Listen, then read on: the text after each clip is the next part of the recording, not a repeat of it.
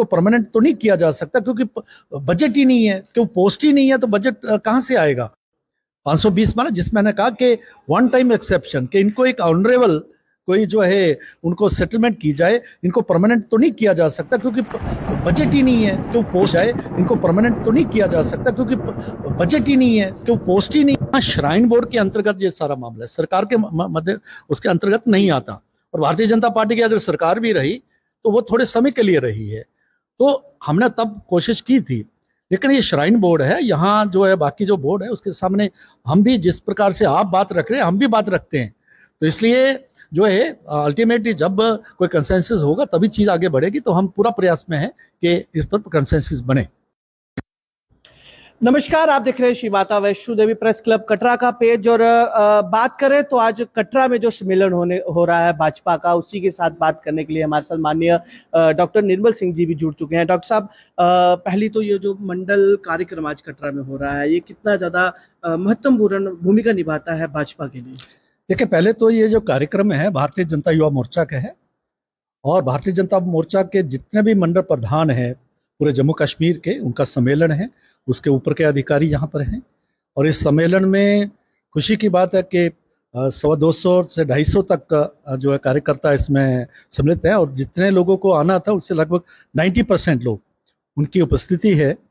और राष्ट्रीय अध्यक्ष युवा मोर्चा के तेजस्वी सूर्य जो एमपी हैं वो भी इसमें पूरा समय रहे हैं। ये कार्यक्रम जो महासंपर्क अभियान है उसके अंतर्गत जिस प्रकार से पार्टी और युवा मोर्चा लगा हुआ है, उसी के दौरान ये कार्यक्रम यहाँ पर कटरा श्री माता वैष्णो देवी रखा गया था। और हमारे जो मंडल प्रधान हैं, ऊपर के लोग हैं, अलग अलग सत्र जो हैं, यहाँ का इतिहास, यहाँ का विकास, यहाँ का वैचारिक है, संगठनात्मक जितने भी एस्पेक्ट हैं, जो अनुभवी लोग हैं, पार्टी के जो प्रमुख लोग हैं, उनके द्वारा उनको बताया जा रहा है, क्योंकि वो हमारा जो है भविष्य की जो भारतीय जनता की जो नेतृत्व है वो यहाँ पर उपस्थित है। तो इसलिए काफ़ी महत्वपूर्ण है।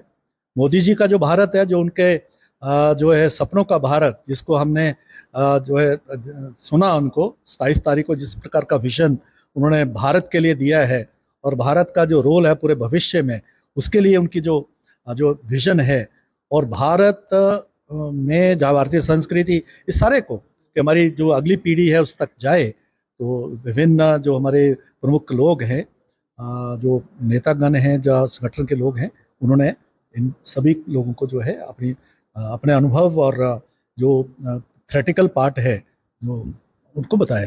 डॉक्टर साहब, इससे हटकर बात करें तो हम जहां देखा जाए तो आज भाजपा के केंद्र में 9 साल पूरे हुए हैं। 9 साल बेमिसाल जो है वो कार्यक्रम भी करवाए जा रहे हैं जगह जगह पर, चाहे वो तहसील लेवल पे हो, स्टेट लेवल पर हो। आखिरकार मैं आपसे ये जानना चाहूँगा कि आज भी देखा जाए तो डेली वेजर्स जो हैं वो अपनी मांगों को लेकर उसी वहीं पर खड़े हुए नजर आते हैं जहाँ वो शुरुआत में थे। क्या कारण रहा कि 9 साल केंद्र में भी हो गए और जम्मू कश्मीर में भी कहीं ना कहीं 2 बार सरकार भाजपा की आई, चलो वो किसी कारणवश नहीं रह पाई, क्यों उसको लेकर जो है परमानेंट स्थल जो है वो उनका क्यों नहीं निकाला गया? देखिए, एक तो 9 साल बेमिसाल जो कार्यक्रम है, उसके बारे में पहले जरूर बात करूंगा, और आपने जो मुद्दा उठाया उसकी भी बात करूंगा।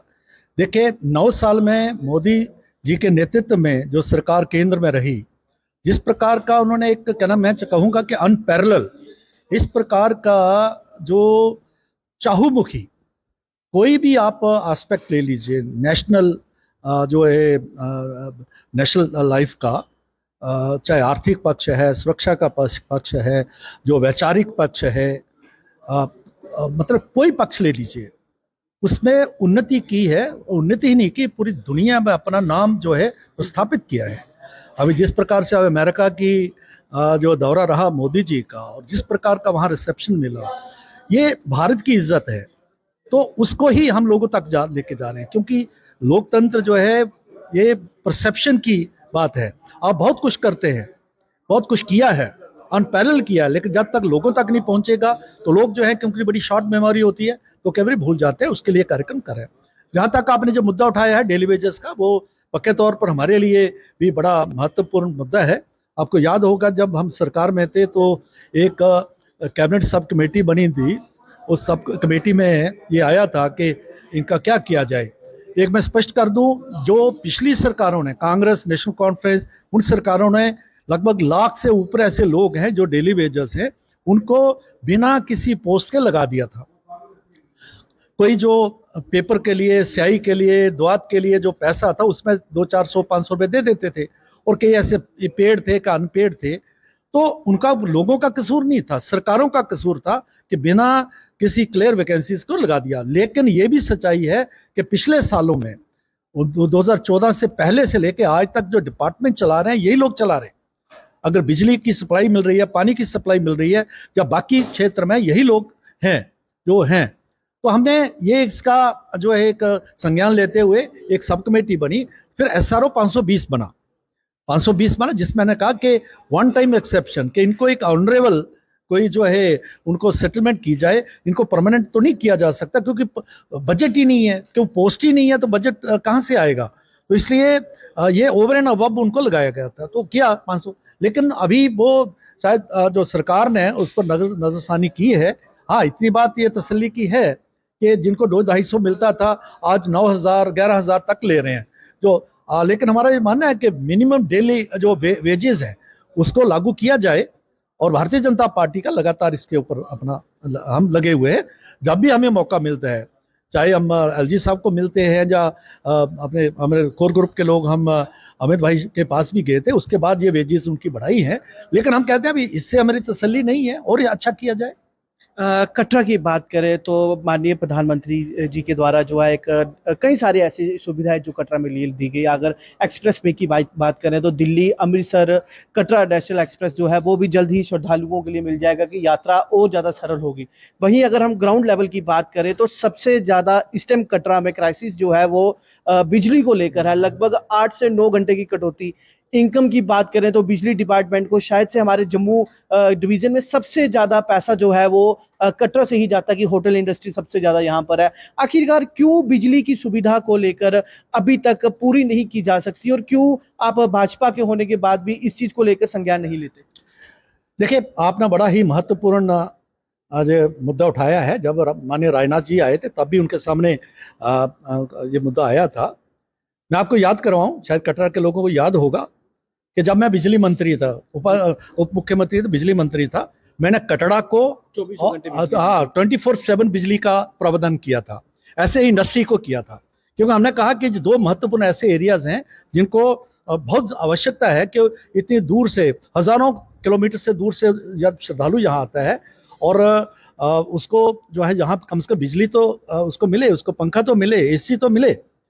लेकिन पिछले समय से कुछ क्राइसिस हैं, काफ़ी चीज़ इम्प्रूवमेंट हुई है, लेकिन डेफिनेटली क्योंकि सरकार ने अभी, इन्होंने कोशिश करे कि जो हमारा रेवेन्यू है उसकी कलेक्शन उसको बढ़ाने की कोशिश करे। थोड़ा गवर्नर रूल में थोड़ी स्ट्रिक्टनेस की है ताकि रिकवरी हो जाए। उसके मद्देनजर कुछ क्राइसिस मुझे लगता है ज़रूर है, लेकिन डेफिनेटली LG साहब के संज्ञान में ये बात है, और पार्टी की तरफ से लगातार हम उनके संज्ञान में लाते भी हैं। तो ये इम्प्रूव होना चाहिए, हमारा भारतीय जनता पार्टी का मानना है। भारतीय जनता पार्टी का ये भी मानना है कि रोजगार जो है वो देना जो है वो सबसे ज्यादा प्रायोरिटी रहती है बीजेपी की। देखा जाए तो रोजगार को लेकर कई सारी स्कीम्स भी गवर्नमेंट के द्वारा निकाली गई, चाहे वो पर्सनल लोन्स हो, लोन्स को लेकर रोजगार किया जाए। वहीं अगर कटरा की बात करें तो हम कटरा के लिए इसी बोलेंगे, आज माँ के चरणों में आप भी आए हुए हैं, तो कटरा में श्राइन बोर्ड के द्वारा जो है एक रोपवे लगाया जा रहा है। रोपवे को लेकर कहीं अहम बैठक भी यहाँ पर हुई। क्या युवाओं का जो रोजगार यहाँ से चला जाएगा, जो ट्रैक पर काम करते हैं रोपवे की वजह से, उसको लेकर भाजपा क्या करेगी? देखिए, ये बिल्कुल आपने सही कहा, क्योंकि यहाँ के युवाओं को चिंता का विषय उनका जरूर है। लेकिन मैं ये भी कहूँगा कि जिस प्रकार से टेक्नोलॉजी, जिस प्रकार से फैसिलिटीज, कम्युनिकेशंस बढ़ रहे हैं, तो उसमें बदलाव तो आएगा। क्योंकि जब मैं मुख्यमंत्री था तो यहाँ कटरा से सड़क ले जाने की जो बात थी, तब यहाँ पर बहुत बड़ा एक इशू बना था। मैं खुद भी यहाँ पर आया था, और उस बात अपने बोरा साहब जो है गवर्नर जनरल थे, बहुत बड़े स्ट्रिक्ट थे इसके ऊपर। यहाँ तक कि वहाँ हमारे एक मीटिंग में तो उन्होंने तो थोड़ा डांट लगाई, तो मैंने उनको मना किया। मैंने कहा बोरा साहब ठीक है, आप गवर्नर हैं, दे रहे हैं, लेकिन आपको लोगों की सेंटिमेंट्स को देखना। तो एक बात इशू हुआ था, मुझे लगता है कि वो इशू उनको था भी शायद यहाँ से ऊपर जाएगा।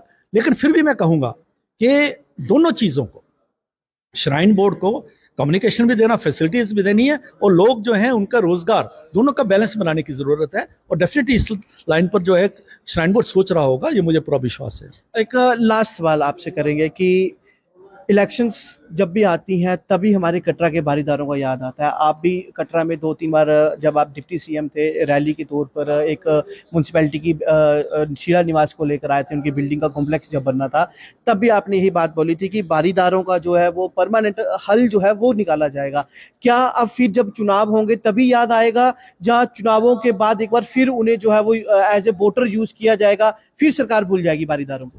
देखिए, ऐसा नहीं है, किसी को भी बारीदार हैं क्योंकि उनका बड़ा महत्वपूर्ण इनका स्थान रहा है, माता वैष्णो देवी के साथ उनका संबंध है, तो डेफिनेटली उनके जो उनकी मांगे, कुछ मांगे तो हुई थी, वो सेस्पे जब जो बोर्ड बना था तब कई प्रकार की उनकी मांगे थी, उसमें वह जो पेंडिंग मांगे हैं उनको जल्दी पूरा किया जाए। और क्योंकि हमारी सरकार बड़े थोड़े समय तक रही, हमारे संज्ञान में वो बात थी, लेकिन डेफिनेटली हम जब भी हमें कोई भी फोरम होगा उस फोरम में हम इसको रेज करते रहते हैं, और हम देखेंगे आने वाले वक्त में इसको जरूर, क्योंकि ये लगातार मांग सिर्फ चुनाव से जुड़ी मांग नहीं है, ये बेसिक जो लोगों की जो है जेन्युइन मांग है उसके साथ जुड़ी हुई है, तो उसके लिए हम लगातार उसके प्रयासरत हैं। लगातार पिछले 9 साल से यही सुनने को आता है भाजपा के जितने भी लीडर कटरा में आते हैं कि हम प्रयास कर रहे हैं, हम प्रधानमंत्री तक ये बात भी रख रहे हैं कि हल किया जाएगा। आखिर और कितना समय चाहिए भाजपा को इनका परमानेंट हल करने के लिए? क्या चुनाव को लेकर बात करूंगा अगर मैं, तो कांग्रेस की जब सरकार आई उन्होंने भी बोला हम हल करेंगे, उससे पहले पीडीपी की, एनसी की, जितनी भी तमाम सरकारें यहाँ पर थी सब यही बोलती थी कि हम हल करेंगे। आखिरकार वोट लेके जीत जाते थे फिर भूल जाते थे। वही कहीं ना कहीं भूमिका सेम भाजपा ने भी निभाई। 2 बार सरकार रही, 2 बार सरकार गिर भी गई। अब जो है केंद्र शासित प्रदेश भी है, अब और थोड़े दिनों में या थोड़े समय में जो है इलेक्शंस होंगी, क्या फिर एक बार वोट बैंक के तौर पर ही यूज होंगे बारीदार? देखिए, आपको भी और आपके माध्यम से लोगों को भी ये समझ होनी चाहिए कि यहाँ श्राइन बोर्ड के अंतर्गत ये सारा मामला है, सरकार के मध्य उसके अंतर्गत नहीं आता।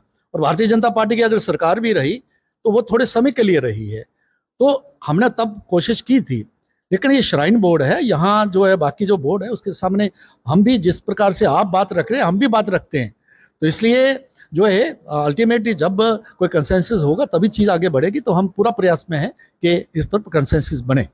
बहुत बहुत धन्यवाद। तो मेरे साथ बात कर रहे थे पूर्व डिप्टी सीएम निर्मल सिंह भी, और इन्होंने भी यही बताया कि जो सरकार के द्वारा यहाँ पर जितनी भी उपलब्धियां करवाई जा रही है उसके बारे में हम चर्चा यहाँ पर हुई, और साथ ही साथ बारीदारों के मुद्दे के ऊपर भी यहाँ पर बात की। तो इन्होंने भी यही कहा कि बारीदारों का मुद्दा जो है वो एक श्राइन बोर्ड और वर्सेस बारीदार है, और उसको लेकर जितने भी प्रयास जो है वो भाजपा के द्वारा भी किए जाएंगे। हालांकि भाजपा की सरकार जो है वो कम समय के लिए यहाँ पर रही थी, पर उसके बावजूद आज तक जो है बारीदार अपने हक की लड़ाई जो है वैसी ही लड़ रहे हैं जैसे